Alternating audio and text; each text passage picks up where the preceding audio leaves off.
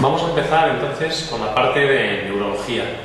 Hemos dicho que el primero de los temas que vamos a repasar es la semiología, y si os parece, pues lo empezamos leyendo la pregunta número 3, que nos habla de un paciente de 55 años que consulta por un cuadro de debilidad en ambos miembros inferiores de instauración progresiva en el curso de varios meses.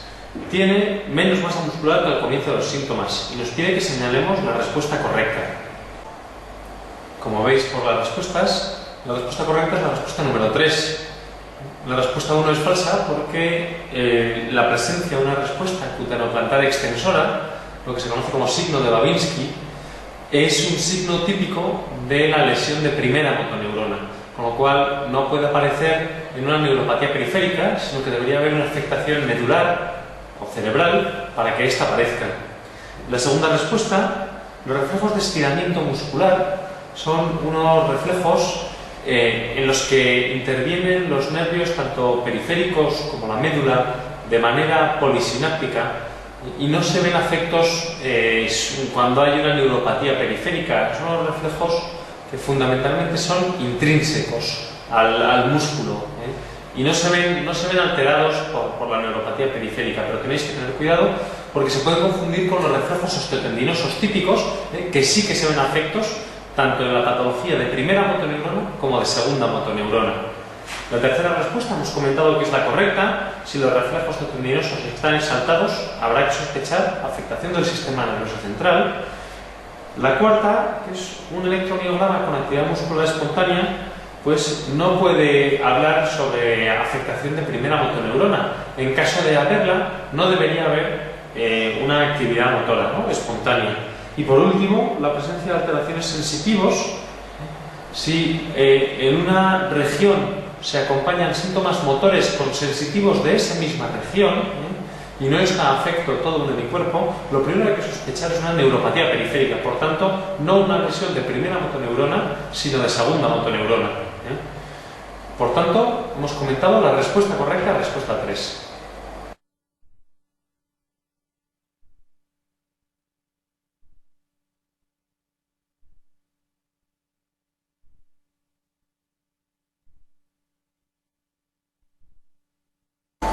Después de esta pregunta de introducción, vamos a pasar a repasar ya en esta segunda vuelta las lesiones medulares, que quizá engloban todos los sistemas que se pueden ver afectos dentro de la patología medular.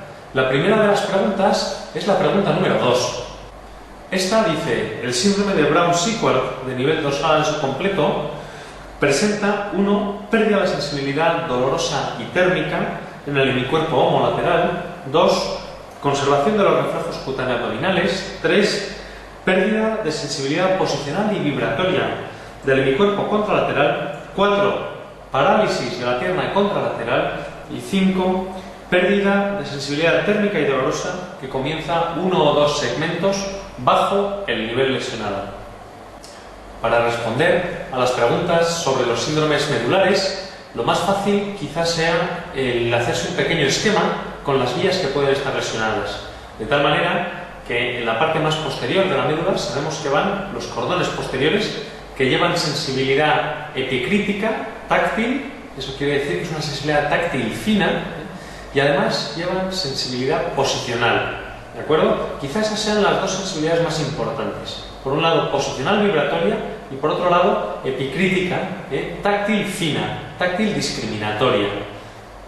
En los cordones laterales tenemos la movilidad, las vías descendentes, la vía córtico-espinal, y en la parte anterior tenemos el haz anterolateral o el sistema anterolateral. Este sistema, ya sabéis que nace desde el lado contralateral de la médula, que se decusa en la propia médula y luego ya asciende por la parte anterior y en el bulbo se coloca lateral para hacer sus eferencias en el cerebelo y en el tálamo.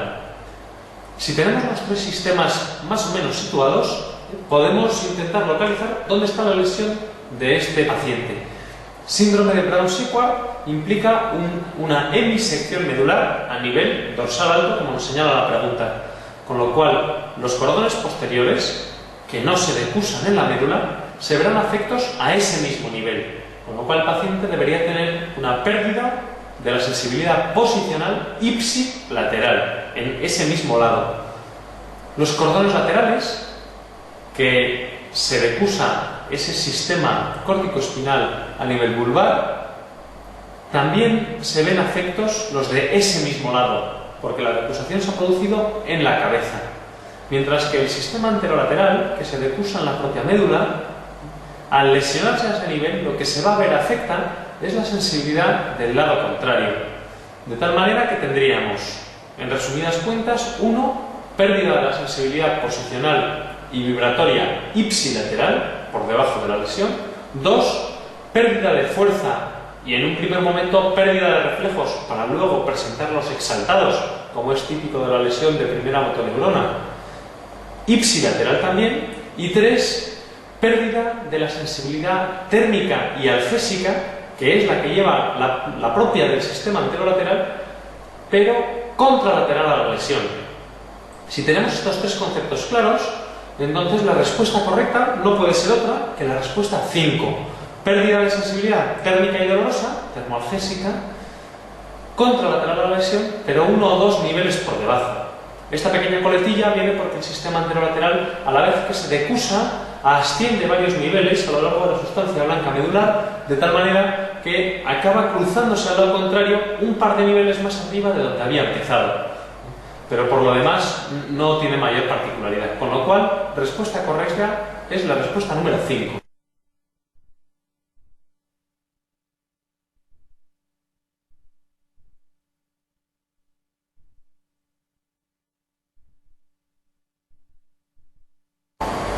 Vamos a hacer ahora 2 preguntas más de semiología medular, en las que ya nos presentan pacientes con casos clínicos. Estas son la pregunta 19 y 20 de este test de segunda vuelta. En la pregunta 19 nos presentan a una mujer de 67 años que lleva refiriendo un problema de meses de evolución, importante la duración, meses, con pérdida de fuerza en las 2 manos, que tiene más delgada, con una sensación eléctrica en el cuello, también importante, y con una radiografía en la que muestra una afectación vertebral a todos los niveles. Vamos a intentar separar la semiología neurológica que nos describe el caso antes de meternos con las respuestas. Esta señora tiene afectación de las 2 manos.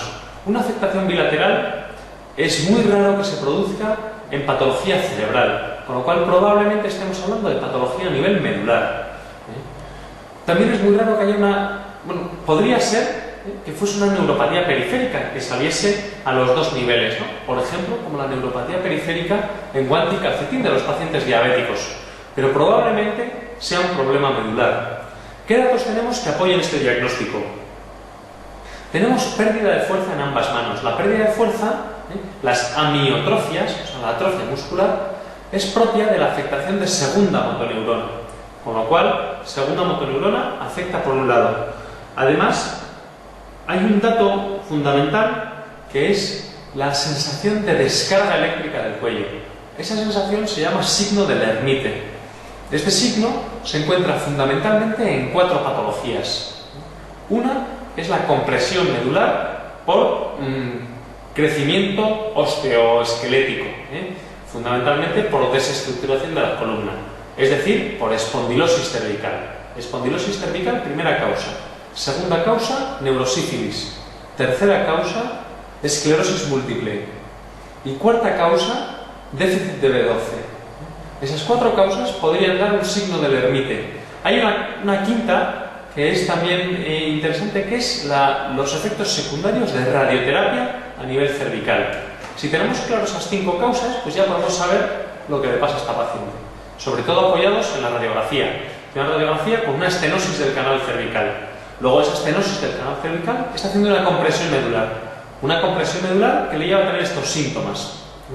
Vamos a ver qué respuestas nos ofrecen.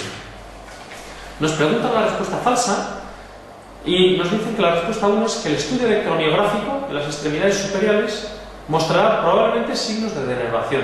Pues probablemente haya signos de denervación, porque el problema empieza ya con la compresión medular. Luego es probable que a lo largo del resto de la vía, a través de esa compresión, se produzca una degeneración valeriana de esos axones y aparezca denervación en el electromiograma. Los reflejos de estiramientos estarán conservados o algo hipoactivo. Como hemos dicho dos preguntas antes, los reflejos de estiramiento no son los reflejos osteotendinosos.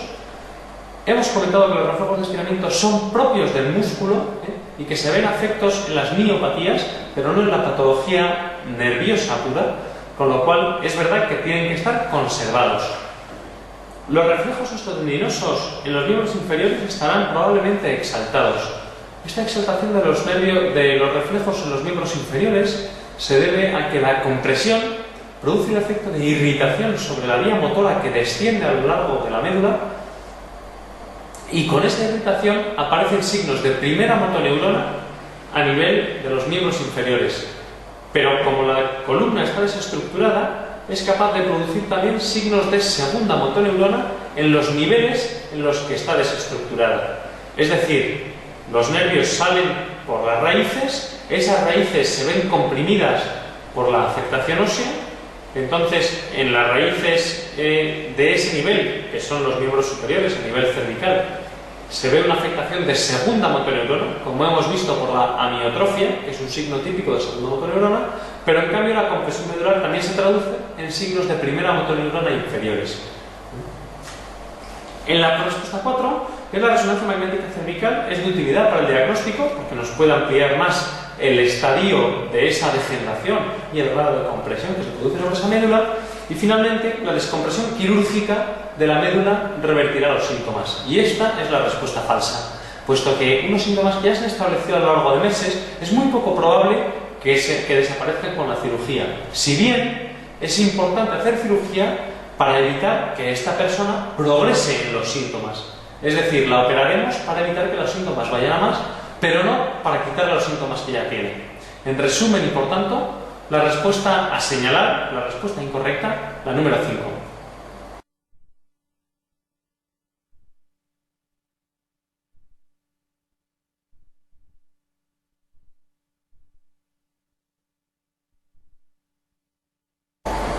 El segundo caso se trata de un paciente joven, diabético, insulindependiente, que nos cuenta hormigueo en ambas manos con acorchamiento e insensibilidad.